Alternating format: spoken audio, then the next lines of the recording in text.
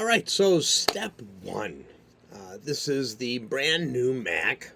It is an M4. It's got 16 gig of RAM and it's got a 512 SSD. So now that I've actually logged in and got my accounts going, I got a couple of apps installed, including OBS, so that I can make this video. I want to start installing my studio stuff. So the first thing that we're going to do here is we are going to go to, let's see here, we're going to go to my Personas account and we're going to download Universal Control. Let's see if this works. There we go. Perfect. We want all of that. So let's see. So we've got all my products. So let's go to the product tab. So I am going to go to Studio 17. And we're going to download a couple of things here. So the first thing that I want to do is I want to download the installer for my Mac. And there it goes. Should be pretty doggone quick. There. All right, that's done. Now what I want to do is I want to go back to my products. And I want to go to my hardware that I have. And I can go to any one of these things here to actually get the most recent universal control. So my audio box go. So there we go, Universal Control for Mac. It's right there. So we're going to hit download. Boom, boom, boom, boom. All right, very cool. All right, so now that I've got both of those, let's go ahead and open the folder. And then let's minimize this. And let's start with Universal Control. And we're going to go ahead and double click this. And we're just going to go through all the basic stuff. You guys probably don't need to see all this, but for anybody just getting started, this is really a good thing to see. So my password for my Mac is going to run all of that. There we go. That's done. Close. Move to trash. Done. All right. So that's all set. Installation was successful. All right. Now I don't have any of my Personas hardware here. I wish I'd have kept my audio box go, but I gave it to a client who needed it for a recording project she was doing.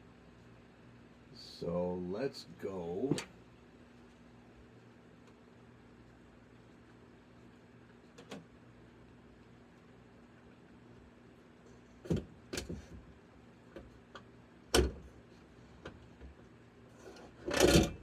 So what I want to do is I want to go with something that doesn't require power. So I'm actually going to install this guy. So the only thing I need here is a USB cable.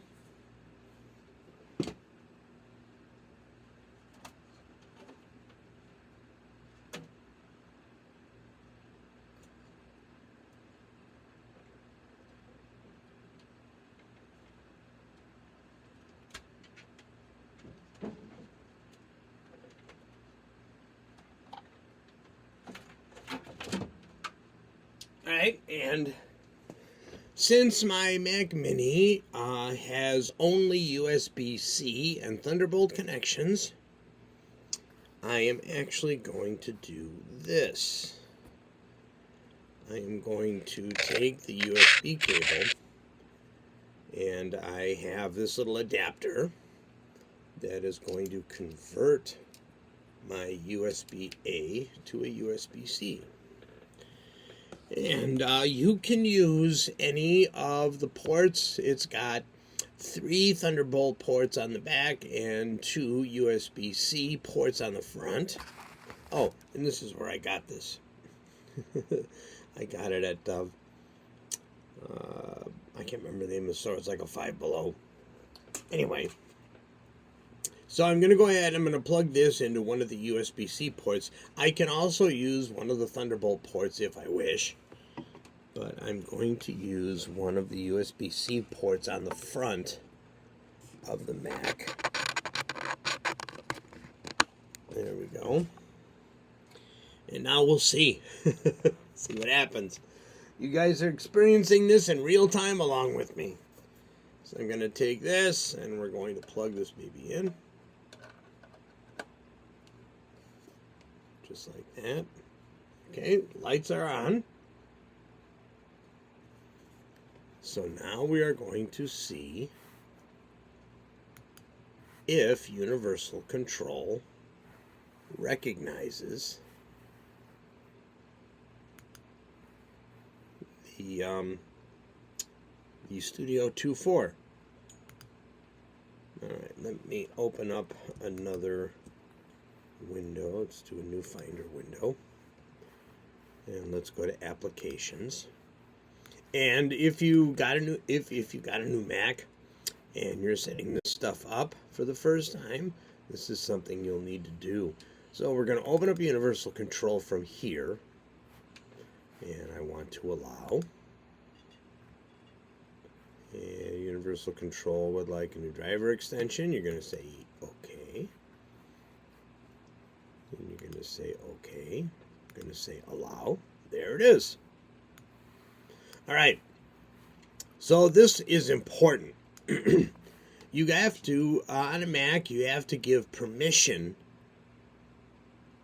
to use the audio device, with all of your other applications. So we are going to go to Security Preferences. Now, this is something that always eludes me, but I'm going to see if I can do this here. Persona Software Limited. I have to remember how to do this now. Login items, apps in the background. Let's see what happens here. I'm not 100% sure how to do this. Universal Control. Oh, I think this is it.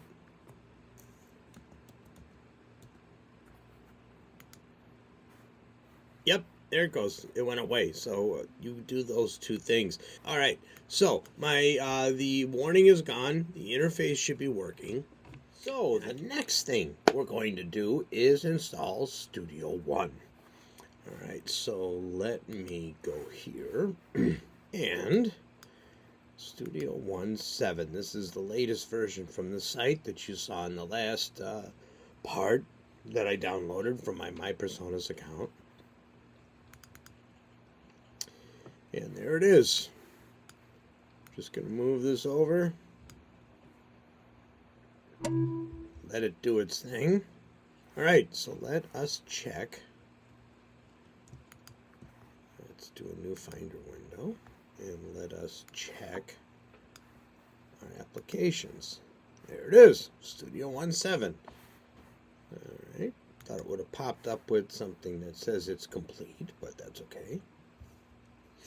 All right, so I'm going to double click on Studio 1.7. It is an app from the internet, and that's fine. And then there is that. It is using my at HST dash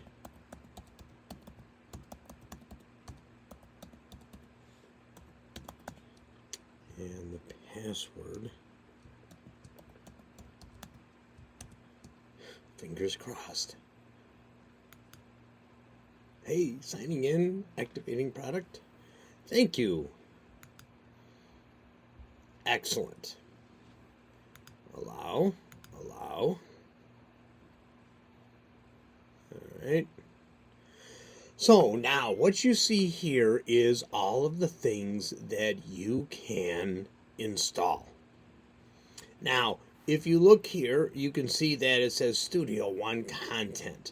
This is the content that is included with the perpetual license only. So now, if I click the Studio One Plus box, this is all of the stuff I can install from my Studio One Plus account if I choose to do so. So I'm going to uncheck that right now. So these are all the basic things. Now, these will take a while to download, so I'm not going to punish you through all of this stuff.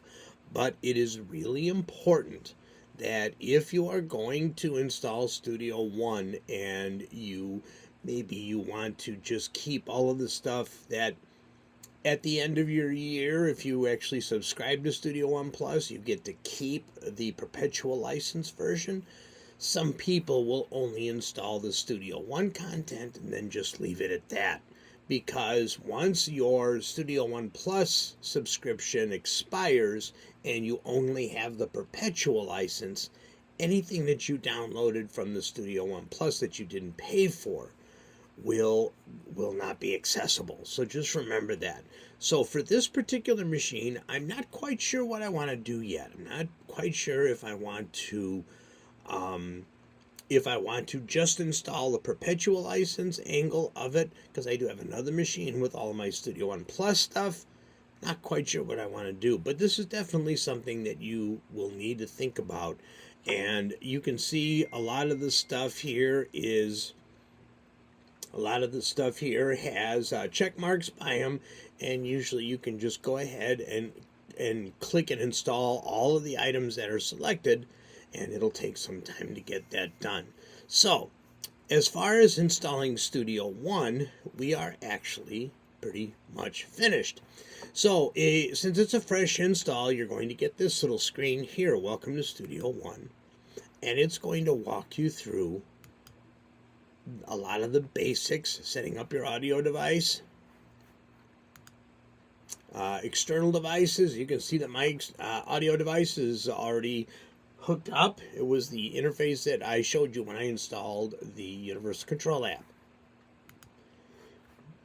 It's going to go ahead and go through some of the options that you're going to have, as well as some suggestions and everything. So now, the thing to remember is, in my opinion, if you have a hard drive big enough, install everything in the default locations.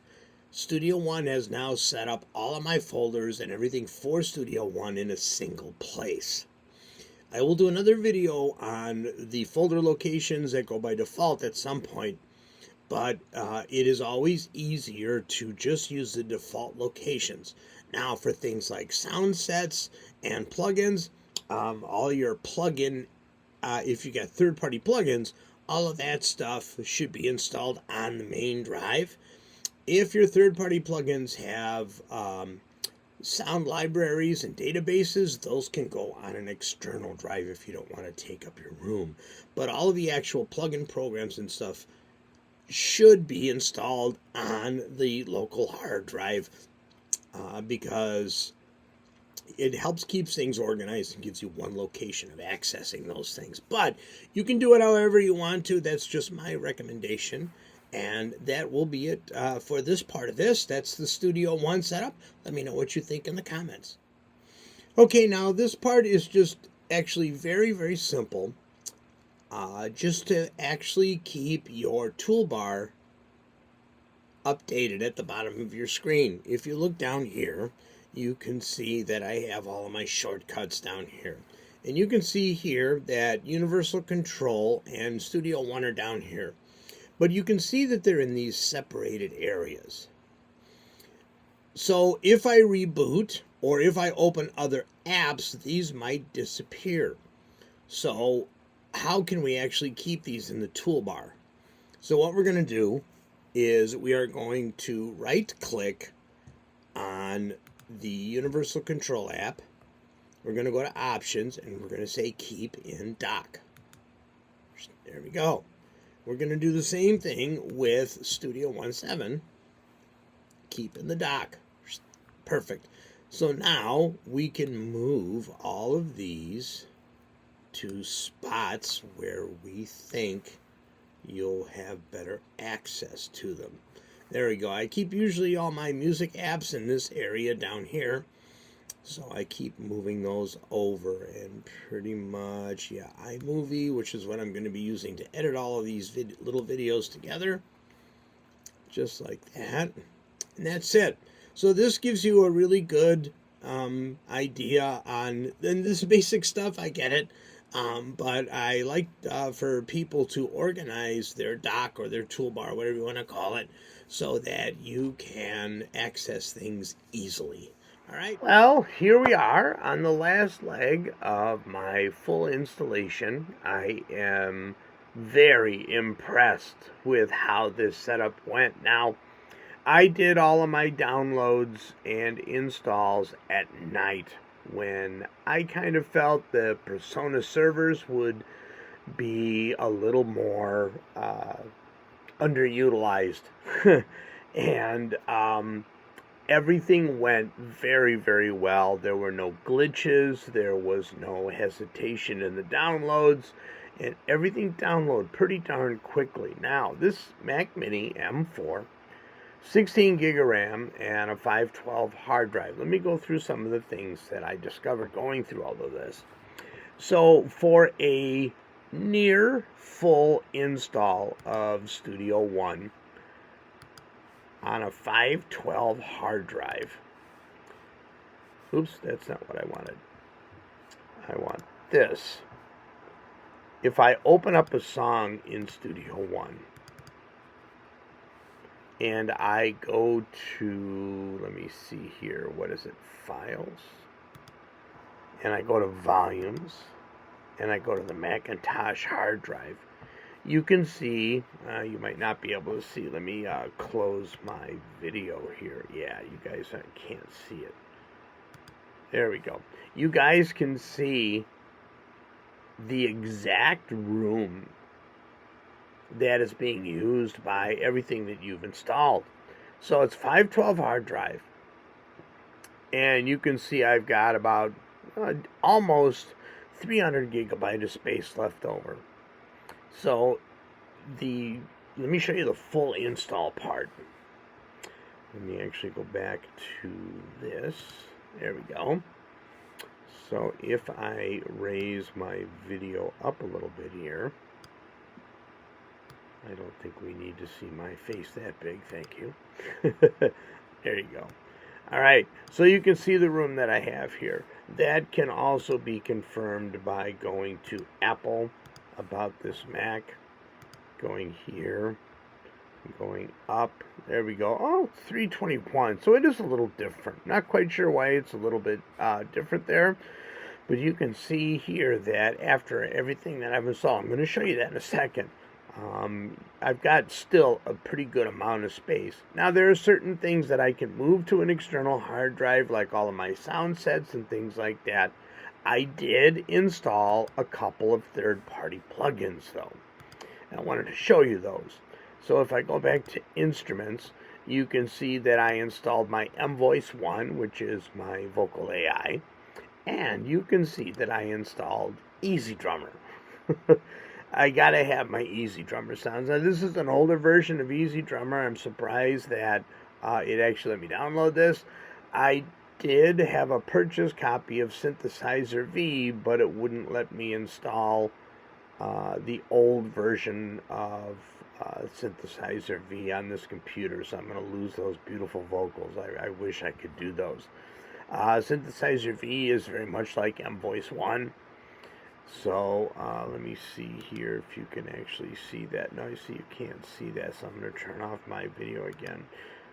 So you can see here that, there we go. You can see Easy Drummer and you can see mVoice 1. So it is everything that I need for my third party. As far as effects goes, I really only downloaded one so far, and that was my Flux. And that was Bittersweet and the Stereo Tool. Those two are free.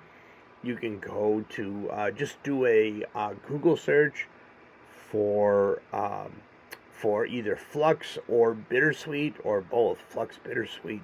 And they're free plugins. It's just a nice little enhancer for the attack on certain instruments. I'm forgetting my word for that. A transient. It's a transient shaper. So there you go. Those are the things that I've installed third-party wise. And of course, I did register the license with this copy of Studio One for Melodyne.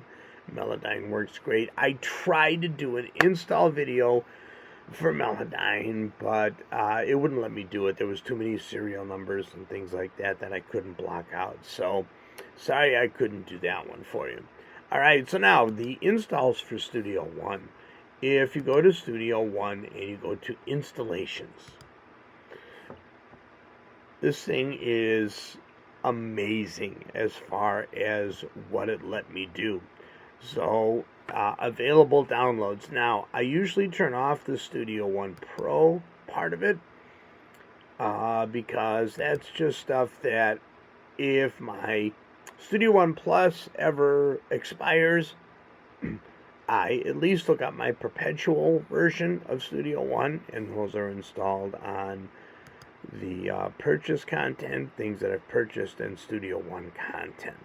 All right, so if I go to installed content, here's all of the stuff that I installed for Studio One. There's a lot of it. A lot of it is some of the classic Studio One stuff that came with older versions of Studio One. I've got my loop libraries. I've got my Ampere extension, high density pack, XT metal, which has some great sounds. There are a lot of haters for Ampere. I'm not one of them. The artist library, which is just some of the basic instruments, general MIDI stuff. My CTC1 for the Mac. Of course, there's Melodyne. Oops, there's the license number, but you can't use it, so it doesn't matter. Cinematic lights.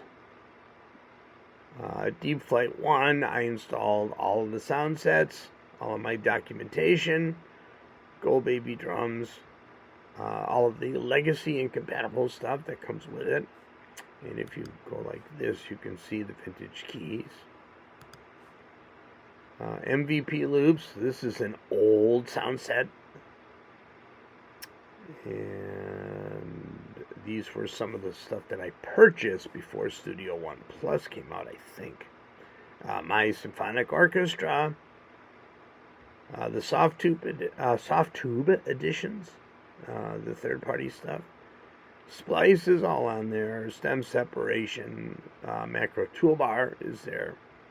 And then Studio One templates. So everything that I need is right here, plus the few third-party stuff that I use. But I have to tell you, the installation went beautiful, and the two rounds of installations that I did not take very long. Both took less than an hour because I did things in like groups. Let me open it one more time. When I did the installations, I did all of the Studio One content first, and then I did the purchase content next, and then I did sound sets. Like that, I would go to Studio One content and choose just sound sets. Then I did just the extensions. Then I did whatever showed up in the other category. Then I went to purchase content and did the same thing. Sound sets and then extensions for things that I had actually purchased. So now what I can do if I wish, I can just simply do Studio One Pro Plus content and just realize that if my subscription ever runs out, these things will go away. Well, they'll still be there, but they'll be inaccessible. So I'm very, very fussy about what I download and what I actually use. Now, a lot of this content is already installed on my old Mac, so I'm going to have to take a look at certain things like the the 50s, 60s, and 70s drum sound sets. You guys saw some of my videos on those. And that is pretty much it. That was the whole setup. Now, the couple of videos before will show certain steps. I'm not quite sure if I'm going to release them in little bits or just edit them together in one long video. I haven't decided yet. But my setup is finished. So this is really all I need. So I did get my new audio box Go. Let me actually see if you guys can see this. My new audio box Go. Let me put this up here. It is really one of my favorite little interfaces.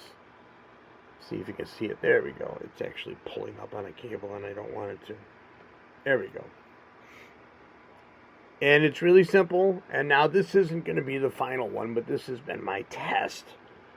My test interface along with this guy. This is the one that I did the basic setup on everything. This thing's very old. Well, not very, but pretty old.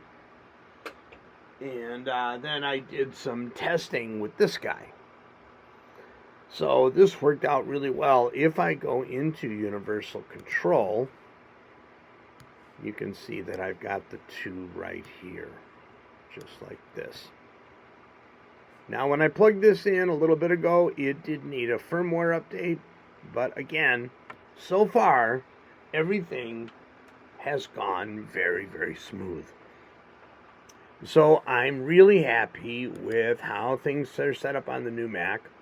I will probably end up moving my Studio One folder to an external drive. I'm not sure if I'm going to get one of those fancy external drives for the little mini Mac Mini. There's some cool stuff out there, and there's even one where you can upgrade it to 8 terabyte. So if I end up going that route, now that's a lot of money, and since I switched jobs and making a lot less money, I don't know if I can do it. But the Mac Mini was probably my limit as far as financing this year, so we'll see how it goes a little bit next year. All right, so I hope you enjoyed this series of videos, and I will be definitely releasing one big video. If it gets a lot of views, I'll leave it that way. Otherwise, I'll just do a playlist on YouTube where I release all the other stuff. So, let me know what you guys think in the comments. If you did a Studio One install, did it not go well for you? Did you have a lot of issues? I've read a lot of people where they have download issues and stuff like that. I think I conquered that by doing everything at night. We're talking after midnight, so night.